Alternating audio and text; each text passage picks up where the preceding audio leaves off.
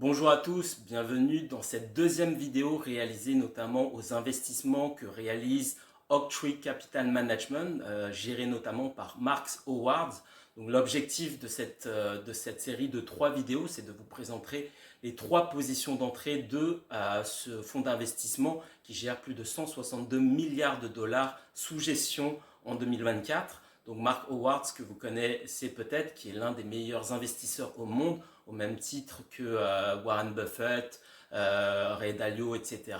Donc vous le connaissez peut-être puisqu'il a écrit également de nombreux ouvrages dans, en tout cas, le secteur financier, dans l'investissement financier.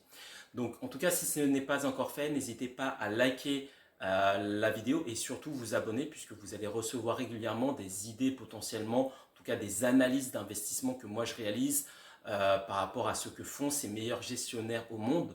Donc la philosophie vraiment de la chaîne Investisseur Zen, c'est de pouvoir vraiment mettre en pratique une de mes philosophies, mais également la philosophie de Charlie Munger qui est de s'inspirer des meilleurs. Et en tout cas, moi, ma philosophie, en tout cas, c'est comme ça que je perçois les choses, c'est que seul, on peut faire beaucoup, mais à plusieurs, on peut faire mieux. Et est-ce que si ce mieux, quelque part, c'était votre équipe et que votre équipe était composée des meilleurs gestionnaires au monde et que vous, votre rôle était de justement regarder ces positions d'entrée et de regarder potentiellement les investissements qui peuvent vous intéresser également. Puisque l'important aussi, c'est d'avoir une affinité avec les investissements que vous réalisez, puisque la force de conviction est également importante. Bien sûr, l'analyse fondamentale, l'analyse technique, qu'on va voir après, sont tout aussi importantes, mais également la conviction et l'affinité qu'on peut avoir avec telle ou telle action est importante, puisque ça nous permet de garder la position pendant quand même sur le long terme. On n'est pas sur du scalping, on n'est pas sur du trading, on est vraiment sur une vision d'investisseur. Et en tant qu'investisseur, il est important d'avoir des convictions et avoir une perspective d'au moins 5 ans. Ça peut être un peu moins, un peu plus, mais d'avoir une perspective quand même long terme. Donc, du coup, il est important quand même d'avoir une affinité et une conviction sur ces positions-là. Quand vous regardez les meilleurs investisseurs, et vous le disent tous, c'est les positions qui prennent, leur portefeuille est relativement condensé.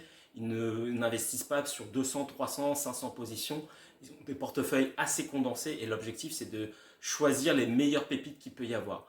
Donc vraiment, la philosophie d'investisseur zen, c'est vraiment de vous donner la palette de ce que font ces meilleurs gestionnaires de fonds au monde, de les analyser et ensuite de vous les présenter. Et après, à vous de voir si potentiellement vous, ça peut vous intéresser. C'est vraiment propre à chacun. Moi, j'analyse surtout les entreprises qui, moi, personnellement, m'intéressent avec le filtre de l'analyse fondamentale, l'analyse technique et également la psychologie de marché. Alors, dans cette deuxième partie, on va voir la deuxième position qu'a pris Marks Howard du fonds Oaktree Management Capital. Donc, il s'agit de l'entreprise Gerdo. Donc, qu'est-ce que fait cette entreprise-là? Donc, c'est l'un des principaux producteurs mondiaux d'acier. Donc, c'est une entreprise qui évolue dans le secteur industriel. Donc, à mon sens, pour moi, elle répond à un des fondamentaux que préconise Warren Buffett, qui est dans la lignée de Benjamin Graham, qui sont tous les deux des investisseurs value. Et leur philosophie d'investissement était vraiment dans cette dynamique d'investir dans des entreprises dont on comprend le business model et où on a une perspective, une visibilité dans 5 ans, dans 10 ans, dans 20 ans, dans 50 ans potentiellement, et que l'entreprise sera toujours là. Typiquement, à mon sens, Gerdo répond à ce fondamental-là. Pourquoi? Parce que on se dit que potentiellement le monde aura toujours besoin d'acier, il y aura toujours des constructions. Typiquement, c'est une entreprise qui, en tout cas, qui pour moi rentre dans mes critères de sélection et que je trouve intéressant, notamment quand vous faites de l'investissement value. Ce qui est chose également intéressante, c'est que donc ça, là on est également dans l'ère du temps. Gerdo exploite un réseau de sites de recyclage des métaux, d'acierie, d'installation en aval. Donc ça c'est un point plutôt positif étant donné que on est dans l'ère du temps. Aujourd'hui on est dans l'ère de la RSE, de la responsabilité sociétale, environnementale, énergétique. Donc même dans les entreprises, on voit que les entreprises imposent ces normes-là, notamment également à leurs sous-traitants. Donc typiquement le fait que Gerdo, on va dire, prend la tangente, c'est plutôt positif. Et typiquement, on va dans le sens, on va dire, de l'évolution du marché et notamment pour une entreprise industrielle, une industrie lourde, c'est un point qui, à mon sens, est positif. Donc une fois, donc je vous invite à regarder plus attentivement leur site internet, qu'est-ce qu'ils font, etc. Si cette entreprise vous intéresse. Là, on va regarder également maintenant les fondamentaux, les chiffres de l'entreprise. Donc en tout cas, le fonds Oaktree Management Capital, donc managé par Howard Marks, investit quand même plus de 19,43 millions actuellement au deuxième semestre 2024. Donc c'est qu'ils y croient. Donc on va voir dans cette vidéo également donc l'aspect analyse fondamentale et également analyse technique. Mais déjà en termes de tendance, c'est intéressant de se dire que l'acier, on en aura toujours besoin. Potentiellement, même s'il y a des crises également, puisqu'on dit que la vie est cyclique, si malheureusement, personne ne prévoit l'avenir, mais si un jour il y a des guerres, des crises, etc., potentiellement, Gerdo fait partie de ces entreprises-là qui peuvent bénéficier d'une hausse très forte, même également en cas de conflit majeur entre différents pays. Donc typiquement, c'est une entreprise qui, à mon sens, d'un point de vue macroéconomique, dans les tendances générales, peut être une entreprise intéressante également à surveiller. Donc maintenant, que nous dit les fondamentaux de l'entreprise en tant que telle. Donc on voit que le price earning ratio augmente en 2023, donc le 30 juin 2023, donc on était sur 3,97, on est actuellement sur 5,90. Donc on voit que le price earning ratio augmente. Donc en tant que tel, moi c'est pas un critère généralement que je regarde, mais ce qui est intéressant à regarder, c'est plutôt l'évolution de ce ratio-là d'un point de vue intrinsèque à l'entreprise, non pas forcément en se comparant à d'autres entreprises dans le même secteur d'activité. Quand le price earning ratio augmente, moi ce que ça me dit, c'est que potentiellement les investisseurs sont prêts à payer plus cher les bénéfices de l'entreprise. Donc qu'est-ce que ça signifie? Ça signifie que potentiellement, ils ont confiance dans les perspectives futures de l'entreprise, donc ça c'est plutôt une bonne chose, que les investisseurs soit attendent une augmentation par exemple des ventes, une amélioration des marges, que peut-être l'entreprise va augmenter, va lancer de nouveaux produits, etc. etc. Mais en tout cas, le marché, en tout cas les investisseurs, ont une vision positive de l'entreprise au cours de ces précédents trimestres. Quand on regarde ensuite également le ROE, donc le return on equity, donc qui est à 9,69, donc ça démontre quand même que l'entreprise est bien gérée. Donc ça c'est plutôt intéressant. Donc le ROE c'est quoi? Donc ça mesure si vous voulez la rentabilité d'une entreprise par rapport aux capitaux apportés par ses actionnaires. Quand on a, en tout cas en plus pour une entreprise dans le secteur, on va dire, de l'acier, d'une industrie lourde, ça montre quand même que l'entreprise est bien gérée, qu'elle est rentable. On y voit quand même à travers ce ratio-là quand même une bonne qualité au niveau de la gestion opérationnelle de l'entreprise.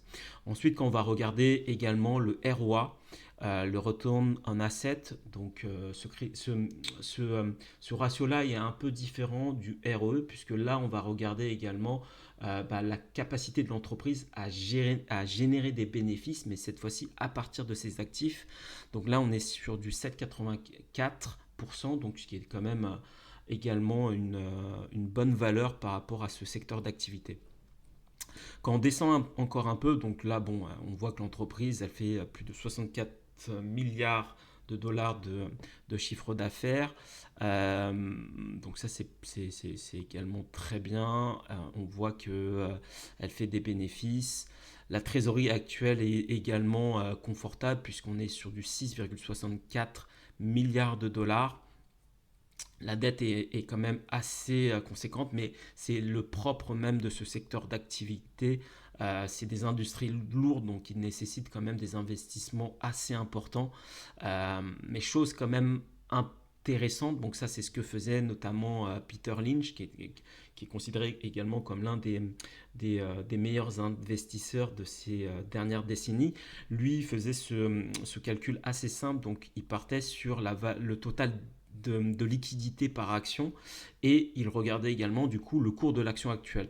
Donc par rapport à l'action actuelle, on a un total de liquidité par action de 3,16 $, là où actuellement l'entreprise, le cours de l'action est à 3,49 $. Qu'est-ce que ça signifie? Ça signifie que là actuellement, si vous achetez une action de l'entreprise Gerdo, en gros, vous achetez des liquidités de l'entreprise qui sont quasiment équivalentes à leur prix, au prix de l'action. Donc c'est une version quand même assez simplifiée, mais ça nous donne une tangente qui est plutôt bonne, puisque quand vous achetez une entreprise et que derrière vous avez un équivalent en termes de liquidité, ça laisse quand même de quoi voir venir, en tout cas pour la suite, pour l'entreprise. Après, quand on va un peu plus loin, quand on va regarder de manière plus détaillée le compte de résultat de l'entreprise, ce qu'on voit quand même, c'est que l'entreprise, depuis 2021, a une baisse au niveau du chiffre d'affaires. Donc effectivement, bon, bah, ça c'est pas forcément ce qu'il y a de mieux. Donc là, on est sur une vision annuelle. Quand on descend un peu plus loin au niveau du compte de résultat de l'entreprise, donc vraiment, hein, si vous êtes débutant, le compte de résultat, ça nous donne la valeur, on va dire, trimestrielle ou annuelle de ce qui a été réalisé par l'entreprise en termes de produits ou de charges.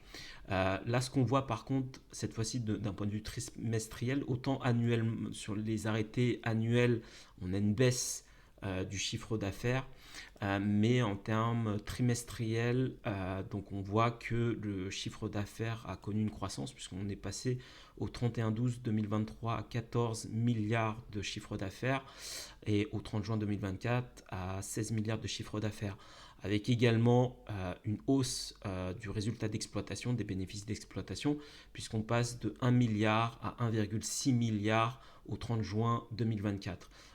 Donc ça démontre que l'entreprise, même si annuellement on voit que l'entreprise est passée en bénéfice d'exploitation de 20 milliards à actuellement 6 milliards, trimestriellement on arrive peut-être à un pivot où là l'entreprise à l'espace de quelques mois est passée de 1 milliard à 1,6 milliard de bénéfices d'exploitation. Ce critère, j'aime bien le regarder, puisque pour moi, c'est le critère qui nous donne la vision opérationnelle de ce que l'entreprise réalise. Donc c'est un point quand même plutôt positif, et sans doute peut-être que c'est un des éléments qui explique pourquoi, en tout cas, le fonds Oaktree Management Capital investit et rentré sur cette position-là. Donc quand on descend encore un peu plus, tac tac tac, si je me remets en annuel, alors qu'est-ce qu'il y a d'autre comme élément intéressant à regarder? Donc bon, comme je vous le disais tout à l'heure, on a quand même une baisse du résultat net de l'entreprise. Donc on est passé de 20 milliards à 5 milliards, ce qui n'est quand même pas négligeable. Hop, quand on descend un peu plus encore, ok. Après, est-ce que le bilan nous donne plus d'éléments? Alors, là, ce qui est intéressant de voir, c'est que actuellement, même si on a une baisse en termes de bénéfices nets et en termes de résultats d'exploitation, on voit quand même que le total des actifs a augmenté, puisqu'on passe au 31/12/2020 de 63 milliards à 74 milliards au 31/12/2023. Donc quand on descend un peu et qu'on regarde pourquoi, qu'est-ce qui s'est passé, on voit surtout que ce sont les actifs non circulants qui ont permis cette augmentation. Donc les actifs non circulants, c'est quoi? C'est ce qu'on appelle les actifs au niveau du haut de bilan. Donc ça veut dire que c'est pas lié forcément à de l'actif court terme comme la trésorerie, les créances clients, etc. Mais c'est plutôt de l'immobilisation de l'entreprise, des choses qui appartiennent à l'entreprise, que ce soit des terrains, des brevets, des machines, etc. Donc là, l'entreprise est passée de 39 milliards à 45 milliards en termes d'actifs immobilisés. Donc qu'est-ce qui a fait cette augmentation? Donc si on descend encore un peu plus loin, donc ça se joue à ce niveau-là. Donc là, ce qu'on voit, c'est surtout les machines, l'augmentation des machines et équipements. Donc l'entreprise a investi là-dessus essentiellement. Donc c'est ce qui explique l'augmentation des actifs principalement. Après, quand on regarde après, hop, au niveau de la trésor, bon bah la trésor est quand même confortable. Hop, qu'est-ce qu'on peut dire d'autre d'intéressant ici? Hmm. Alors, ce qui est bien également, une baisse au niveau du passif de l'entreprise. Donc, on va voir les dettes. Tac, tac, tac. Donc, effectivement, l'entreprise s'est pas mal désendettée ces dernières années. Donc, de 2020 à 2022, elle est passée de 16 milliards de dettes à 10 milliards actuellement. Donc ce qui est plutôt pas mal. Donc on voit que c'est vraiment la dette long terme qui a diminué. Donc ça également c'est un point positif pour l'entreprise. Au niveau des flux de trésorerie, est-ce qu'il y a des éléments intéressants à commenter? Tac, tac, tac, pas forcément. Tac, tac, tac. Voilà. Donc c'est ce qu'on voit en tout cas alors, alors je regarde juste les flux de trésorerie de financement. Ok, bon, très bien. Tac. Ok.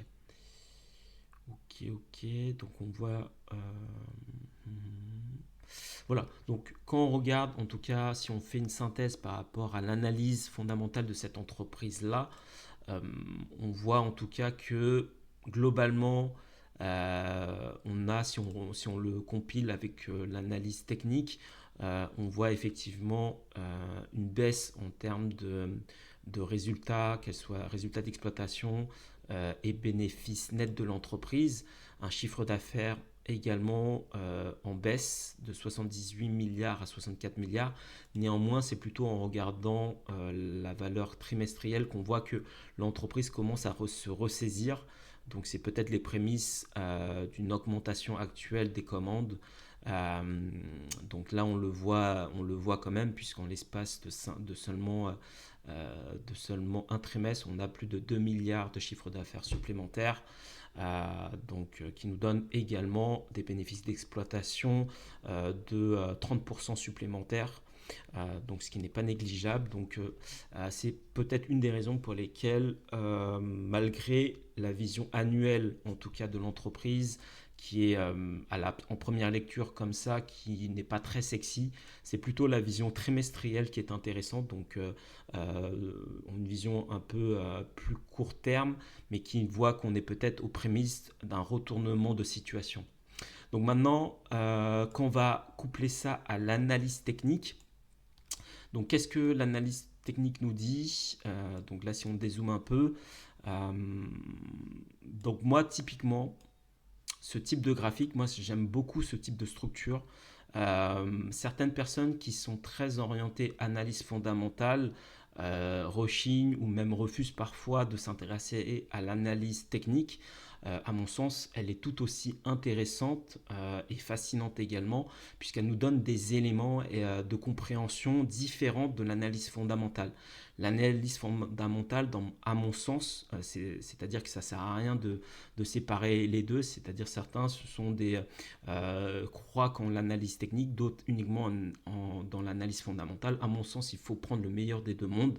L'analyse fondamentale nous donne la qualité fondamentales de l'entreprise, et l'analyse technique nous permet d'avoir une vision beaucoup plus liée à l'action du prix, sachant que le prix en lui-même, le prix de l'action ne reflète pas toujours la valeur fondamentale de l'entreprise. C'est d'ailleurs ce que nous dit les meilleurs gestionnaires de portefeuille au monde, que le marché n'est pas toujours efficient, que ce soit George Soros, que ce soit Mark Howard ou autres, ils vous disent la même chose, le marché n'est pas toujours efficient. Donc qu'est-ce que ça signifie? Ça signifie qu'il y a soit parfois des accélérations, euh, on va dire une décorrélation entre les fondamentaux des fondamentaux de l'entreprise et la psychologie de marché, qui fait que les investisseurs sont prêts parfois à payer plus cher une action, qui fait que ça fait une décorrélation entre la valeur intrinsèque de l'entreprise et sa valeur, on va dire, perçue. Et qui fait que du coup, fait typiquement ce qu'on a eu en 2008, où là, le prix est monté jusqu'à 20 dollars pour Gerdo, et on a une chute brusque juste après, une correction très forte. Donc certaines personnes peuvent appeler ça une première phase de bulle, une grosse correction du marché. Donc typiquement, si vous êtes vraiment orienté analyse fondamentale, je vous invite vraiment à vous intéresser à aussi ce que propose l'analyse technique, puisqu'elle nous donne aussi des éléments intéressants, ne serait-ce que quand on prend typiquement cette baisse violente qu'il y a eu en 2008. Si on prend les concepts, de l'analyse technique, généralement quand après une baisse aussi violente, généralement quand le prix se redresse de nouveau, on va chercher ce qu'on appelle la zone de rechargement de short, qui fait que on vient taper les 0,618. Donc c'est ce qu'on a fait exactement. On est venu pile poil chercher ce niveau-là à 14 dollars en décembre 2009. Et puis ensuite, le prix s'est retourné par la suite. Donc vraiment, ne pas vous fermer par rapport à ça, et au contraire, utiliser le meilleur des deux mondes. Donc actuellement, donc moi personnellement, j'aime bien, en tout cas dans la vision globale du prix, ce que ça nous a dessiné là. Si on regarde de manière plus court terme, hop, par rapport à ce que nous a fait le prix, donc déjà, ce qu'on voit ici, c'est là où la plupart des investisseurs se sont positionnés à 3,19. Donc, si on prend quelques concepts simples en analyse technique par rapport au retracement de Fibonacci, là pareil, on est venu parfaitement chercher les 0,618 de retracement, et là potentiellement le prix commence à se redresser là. Donc à voir qu'est-ce que ça va nous faire également par la suite. Mais dans le concept en tout cas de l'analyse technique, on attend de revenir sur ces niveaux-là pour avoir une entrée dite professionnelle. Quand on regarde le plus bas le plus bas qui a été, hop, je me remets sur le graphique. Alors, si on reprend depuis les plus bas de 2016, on voit actuellement on est sur un retracement de moitié, donc ce qui est quand même plutôt intéressant. Donc, donc voilà, donc globalement la plupart des personnes se sont positionnées ici. On est actuellement sur une zone, en tout cas en analyse technique, importante, puisque on est venu les chercher les 0,618. Est-ce que le prix va repartir à la hausse? On verra bien. Donc ça, c'est selon vos convictions personnelles par rapport à l'entreprise Gerdo. On a vu au cours de cette vidéo une vision également psychologie de marché par rapport aux fondamentaux de l'entreprise, si potentiellement il y a des conflits à l'international, etc., etc. Ces conflits-là, en réalité, peuvent bénéficier à des entreprises comme Gerdo. On voit actuellement un point de bascule qu'on a vu au niveau de l'analyse fondamentale de l'entreprise ces derniers trimestres-là. Donc c'est les prémices potentiellement d'un changement de dynamique. L'analyse technique, ce qu'elle nous dit, c'est qu'on est également dans des zones confortables pour investir. Donc il y a quand même il y a pas mal de convergence d'éléments qui nous dit que potentiellement c'est un investissement qui peut être intéressant. Évidemment, après, c'est une question de gestion du risque. Donc il est important quand même de bien gérer votre risque là, si cette entreprise vous intéresse, de mettre en tout cas une fraction de votre portefeuille, une toute petite fraction sur cette idée si elle vous intéresse. Personnellement, moi j'aime bien laisser poser les choses. Si on regarde également quelques éléments, puisque j'avais également regardé l'actualité par rapport à cette entreprise-là, ce qu'elle nous dit, l'actualité actuelle pour Gerdo. Donc actuellement, l'entreprise a des perspectives, souhaite faire un programme de rachat d'actions et des plans notamment pour accélérer les dépenses d'investissement dans la seconde moitié de l'année. Donc les programmes de rachat d'actions sont plutôt intéressants. Donc ça c'est, comme je vous le disais sur des précédentes vidéos, c'est la spécialité de Warren Buffett qui aime bien investir dans des entreprises qui rachètent ses propres actions. Pourquoi? Parce que ça signifie que l'entreprise a des liquidités, parfois elle ne sait pas trop quoi en faire, donc racheter ses actions est une bonne option lorsqu'on croit en la croissance du prix de l'action de son entreprise. Et également ce type de programme permet également de diminuer le volume total d'actions en circulation, qui fait que potentiellement ça se raréfie et donc que ça peut faire augmenter les prix puisqu'il y a sur le marché moins d'offres. Donc il y a quand même pas mal d'éléments qui vont dans ce sens-là. Moi je vais laisser poser tout ça. Voilà, donc c'était pour vous présenter un peu cet investissement que Howard Marks réalise. En tout cas, eux y croient puisqu'ils mettent actuellement un peu plus de 19 millions de dollars sur cette position. À vous de vous faire votre propre opinion. Voilà, c'est ce que je voulais partager avec vous dans cette vidéo. En tout cas, si elle vous a plu, n'hésitez pas à vous abonner puisque je fais dans cette chaîne-là des analyses des nouvelles positions que prennent les meilleurs gestionnaires de portefeuille au monde. J'en fais une analyse aussi bien macroéconomique, analyse fondamentale, analyse technique et également au niveau de la psychologie de marché.